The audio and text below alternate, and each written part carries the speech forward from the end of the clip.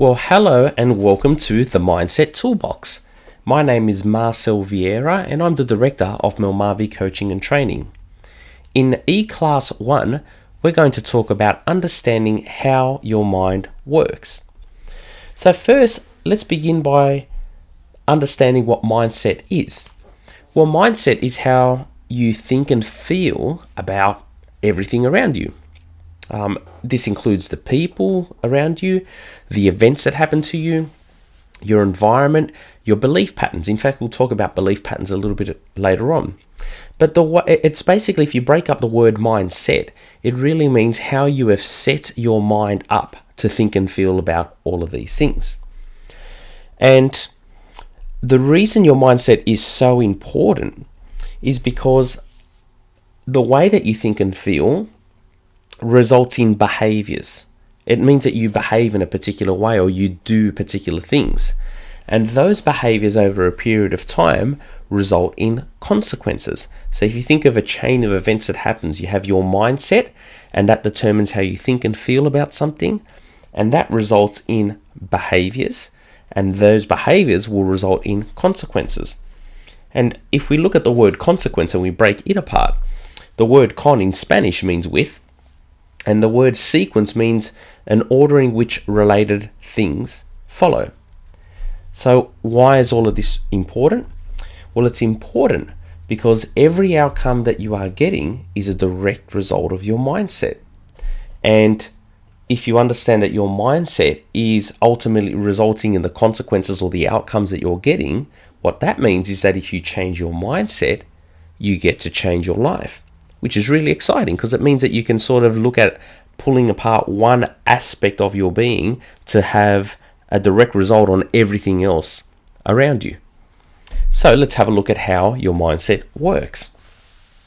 You may have heard that we use approximately 10% of our mind. And I like to think about it this way, that our mind is broken up into three separate components.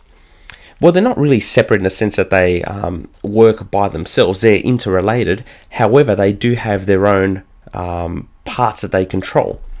The first part is the unconscious mind. So let's have a look at the unconscious mind. And the unconscious mind makes up about 10% of your mind. The unconscious mind is the part of your mind where you don't have to give any conscious thought to it just working. I like to think about it this way. It's almost like the part of your mind that's been set aside for self-preservation.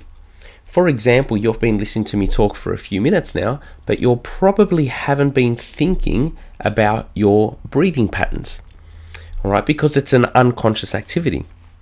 Think of your heartbeat as well.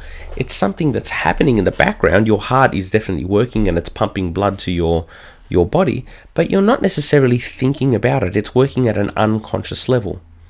Blinking is another aspect of this as well. You've probably been watching the video and your eyes have been blinking away, but you haven't been consciously thinking about that happening. So your unconscious mind is the part of the mind that looks after the things that our body really needs to do just for self-preservation. And in fact, if in some contact sports like boxing, one thing that can happen is that an opponent can get knocked unconscious. And what that means is that they cop a blow to the head or the body or wherever it happens to be.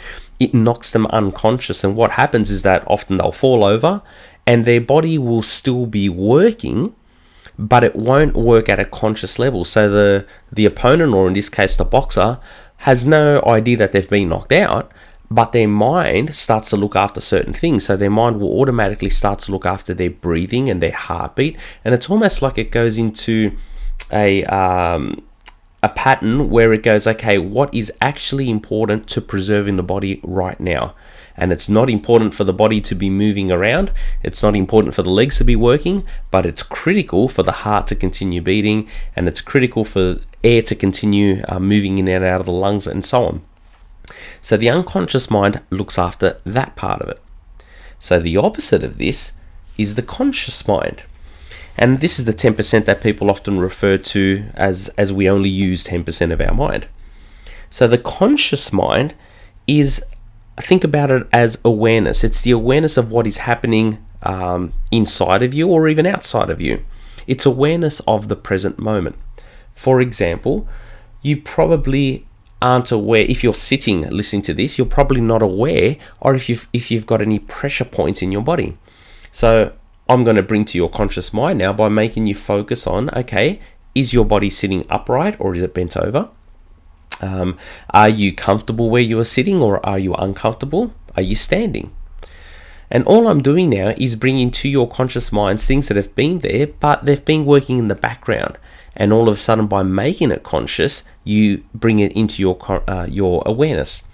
It's like I mentioned a few moments ago. If I now get you to think about your breathing, and I want you to concentrate on your breathing, you'll probably note that you're bringing conscious attention to an unconscious activity.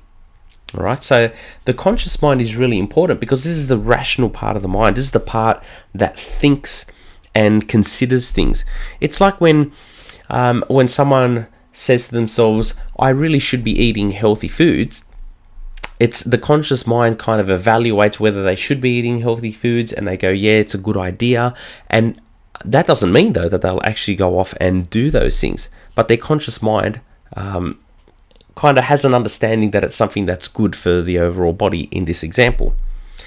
Now, the reason that they might not necessarily go and continue eating habits or develop healthy eating habits from that point forward is because of this thing called the subconscious mind.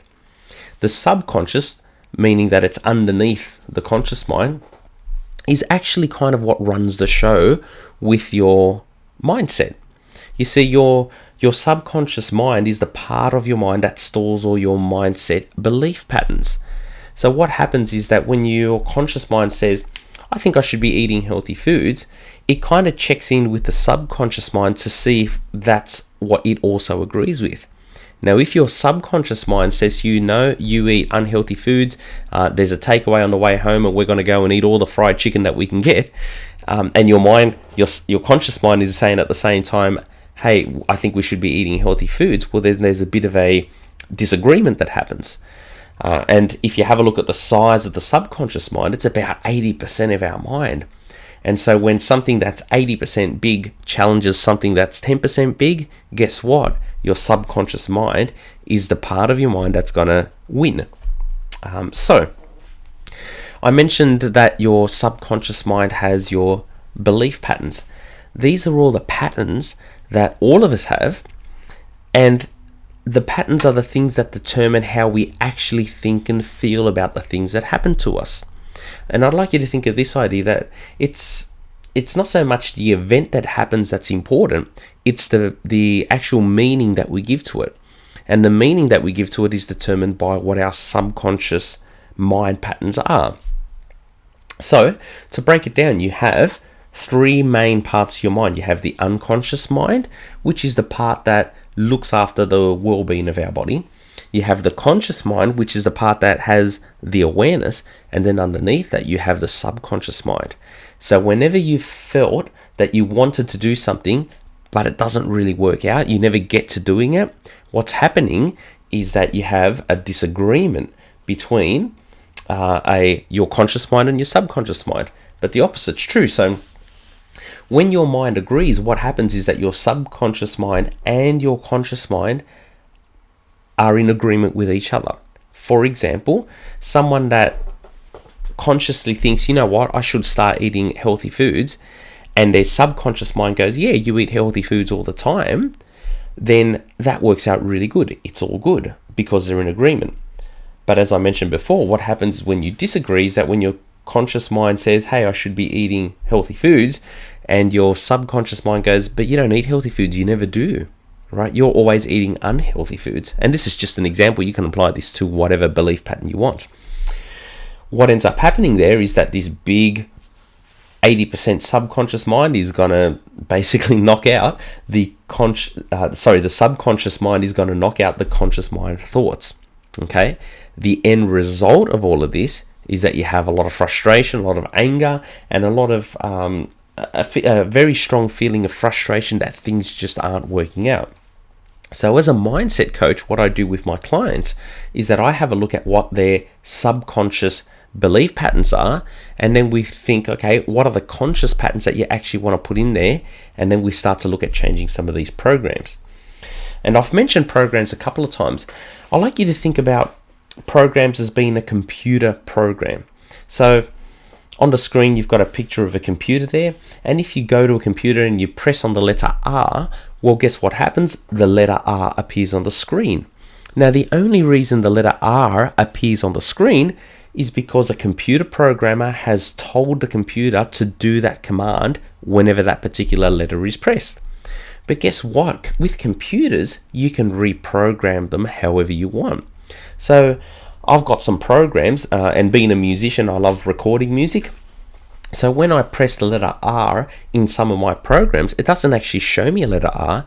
It means R for record. So as soon as I press R, it will start recording my music, which is really handy for me. But what I'm trying to illustrate here is that the same letter on the key can have multiple meanings. So what we need to start doing is getting an understanding of the belief programs that we all have inside of us. And belief programs don't really have it doesn't really look at whether it's good or bad for you. It doesn't really look at whether it's empowering or disempowering for you. It simply executes the command. For example, on my computer keyboard, if I press the letter R will appear on the screen. The computer isn't making a judgment about whether that's the best decision. It's simply doing what I've asked it to do. Well, your subconscious mind works in the same way. You have a whole stack of subconscious belief patterns, and they are really what's running the show. So it doesn't really matter whether these decisions are empowering or disempowering for you. All that is happening is that your subconscious belief patterns are playing out their game. They're playing out what they're supposed to play out. So for this week, or for this e-class I should say, the first mindset tool that I want you to develop is awareness. You see, the only way that you know that these mindset patterns are happening is that you become aware of them. And it's very common that with my clients, they're completely unaware of their belief patterns. They're unaware of their subconscious mind. And as soon as I make them aware of it, they start to look at, well, I'm trying to achieve this, but it's not working. And then they start to understand that it's a subconscious belief pattern. So your task for this week, and this is going to be fleshed out in your e-class worksheet for this particular lesson, is going to be all about you identifying or becoming aware of the subconscious belief patterns that you have that are empowering you, and they're the ones that you want to keep because they're the ones that help you achieve the things that you want. But we also want to have a really good look at the things that are disempowering you and the things that we want to change. So this has been the Mindset Toolbox E-Class 1, Understanding How Your Mind Works. My name is Marcel Vieira. For further references, please go to www.melmarvicoaching.com.au, and we'll see you next e-class.